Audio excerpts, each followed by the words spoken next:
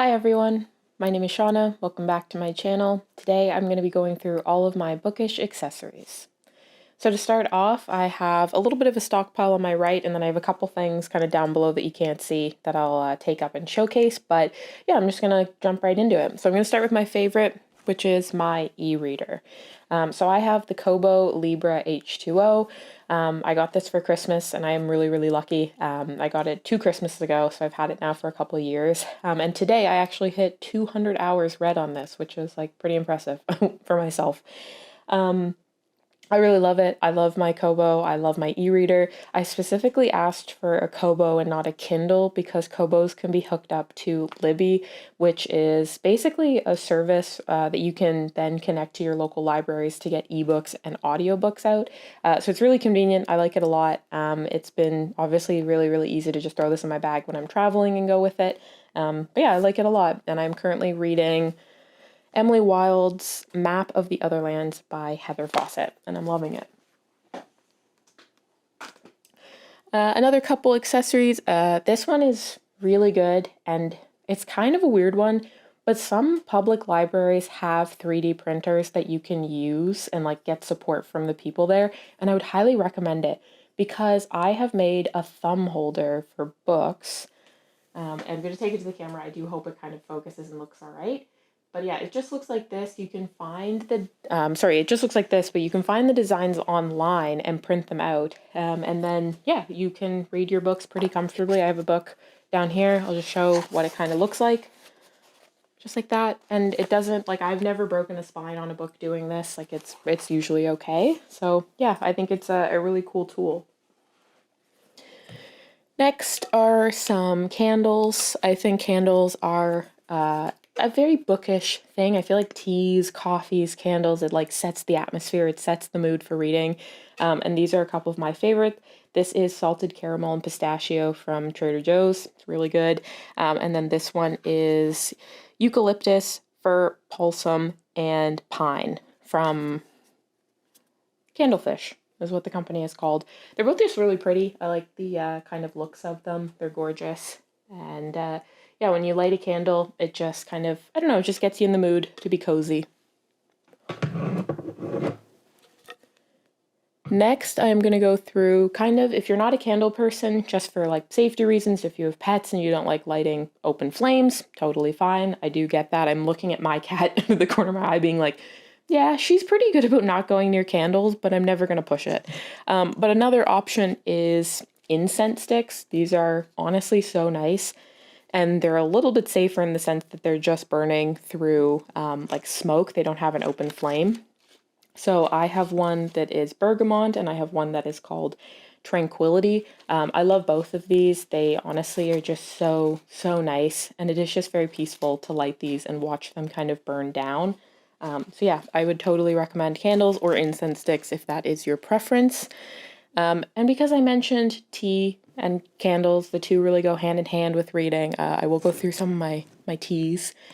I am a big orange pekoe girly, but I do love Earl Grey tea. Earl Grey tea tastes like Fruit Loops. Like if you smell Earl Grey tea and don't smell Fruit Loops, you're missing out. You're missing out. This is Earl Grey tea.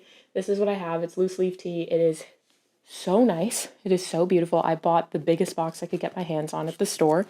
But if you do need a decaf version of something, of course I recommend peppermint tea. It's iconic, it's classic, it's perfect. Now to go into a little bit more of the nitty-gritty. A pair of cozy socks when you're reading. It's a must.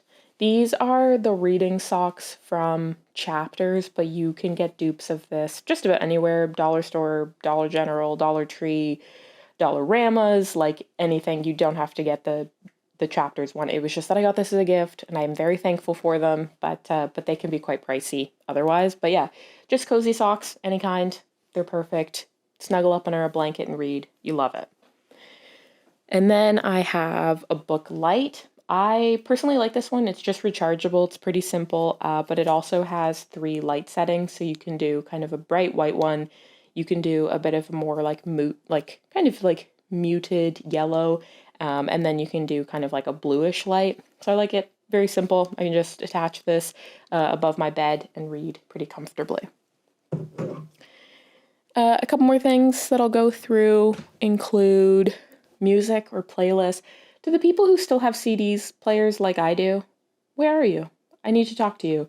CDs are like not easy to find anymore. I still have a CD player. I really like it. But you can use Spotify, Apple Music, wherever you get your music. Make a little playlist of cozy tunes. I prefer non-lyrical music, so a lot more instrumental. I love jazz, like anything that you can just put on the background and just chill to. I think is perfect. So I actually have one that's called Reading by the Fire. It is just perfect. I don't know what else to say. It is just classical music. It's very good. And then the other one I have is a CD by Andrea Bocelli, who's an Italian composer. Again, really beautiful, kind of love it, and they're just perfect to go in the background. Next, we will talk about papery things or stationery because it's a must. I would recommend if you are part of any kind of like book clubs or anything like that, just having a little notebook where you can track your thoughts. I'm currently in a book club and our book pick is The Priory of the Orange Tree by Samantha Shannon. If you have seen that book in real life, you know that that thing is huge. I will be putting tons of sticky notes in it. I will be writing my thoughts maybe every like 50 pages, 100 pages, but I do need somewhere where I can kind of keep track of that because otherwise I will forget what happens in that book at 800 plus pages. And then the other notebook that I would recommend having just generally, and I will go through this in a little bit more detail in a future video, but I would recommend getting a reading journal. I just did up the front how I wanted. I did my own kind of pattern or design. I track all of the books that I read in an index in the front, and then I write down my thoughts later on. I have kept a reading journal now for a few years, and I love it. I love being able to look back and see what I thought about books, what I rated books, when I kind of read them. I just love being able to track it in a very like tangible way, as opposed to only, Goodreads or StoryGraph. We're getting down to the last few items here on the table. We have homemade bookmarks, which I totally recommend you do. It's very, very fun, very simple. All I did was I just drew something, I colored it in with marker, and then I just cut it out and stuck it onto some cardboard that I had laying around. That's all it is. It's very firm. You can use it as much as you want. I did a little eggplant, or I think so, like aubergine or something. Another name for it. I have a little carrot one, which I absolutely love. I have a carrot tattoo. I love carrots. I had to make one. Watermelon, it's perfect. I love the shape of it. It fits perfectly in a book, kind of like lengthwise. And then a tiny little hot pepper, because sometimes I just want a little bit of spice in my books that I make. All right, last few ones to go through here. If you do annotate your books or you're into kind of writing in your books, making notes, stuff like that, I do recommend just little sticky tabs, not the huge ones like the sticky note pads, because I find those very cumbersome. Though if you do use them to like write whole notes on it, they're great. But if you're just kind of marking a page, I do recommend just getting tiny little tabs. They're really small. I got these from Muji along with the pens that I use. But yeah, they're super tiny, but they work really well for annotating your books.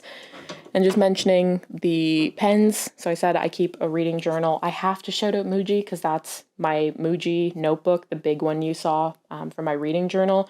That's Muji. My pens are always Muji. They're just really, really good quality, and they're fairly inexpensive for how much you get of the product. All right, so I am going to first show off one that inspired me. This is a book sleeve. It fits pretty standard books like paperback. If you had maybe like a really slim hardcover, you could maybe get it in here, but nothing really big and bulky. But a lot of paperbacks fit in here. It has a little pouch right on the front, and it actually has an even smaller one that you can fit a pen. It is gorgeous. I love the pattern of this, and this is from will leave link below because I absolutely love their stuff. Really, really cute, really well made. I've had mine for couple years now, and it honestly is in perfect condition. So yeah, honestly, I love this. And this person inspired me to kind of make my own, but it is not nearly to the same level. But I did have some fabric laying around at work, and we have a sewing machine, and I kind of just stitched together the two fabrics to just make my own little dupe. So you can see about the same shape, just slightly bigger so that I can hold hardcover, because I can't hold hardcovers as easily in that one. But yeah, it's just got a little reversible side. There's no pockets, no nothing. It is very, very simply done, but it's really easy. All you have to do is just measure your book, cut your fabric to just be a little bit wider than that. That way you can kind of sew around the edge of it and then cut off whatever you don't need. And I'll show you what I mean. So this is what it looks like on the inside. You can see there's just a little bit of leftover fabric, but it's really good. I like it. It's very simple. It protects my books when I throw them in my backpack. But that is it for the table objects, and I will talk about the last two that are just kind of hidden on the floor here. When you buy books, when you get books, when you want to move books around, you definitely need a tote bag. I have one that says, "Reading is cheaper than therapy." I do not stand by this quote. I think therapy is very important. I go to therapy. If you need therapy, go to therapy. Don't just try to replace it with reading. But the bag itself is cute. The bag is cute. We can't deny that. And last, but very not least, but I do think it is very important to look at and consider getting for your bookshelf. You'll notice a gap kind of right above my head here. This is where this normally sits, but it is a little book stand. It's kind of hard to see because it's very slim. But yeah, you literally just pop your book on here and it looks like a little display, like you would see at a bookshop or something. And it's perfect. It just goes on your bookshelf and you look very, very suave with it. But anyway, those are all of my bookish accessories. And yeah, I actually had really this is a lot of fun to film this one, because I had to go around my house and pick everything off and be like, oh yeah, of course, that's great. It was fun. It was like a scavenger hunt of all of my bookish things, which I realize now are not all in one place, where I'm like, now I kind of might store them all together to make it easier to find them. But yeah, no, that's it for me, and I'll see you again soon. Bye.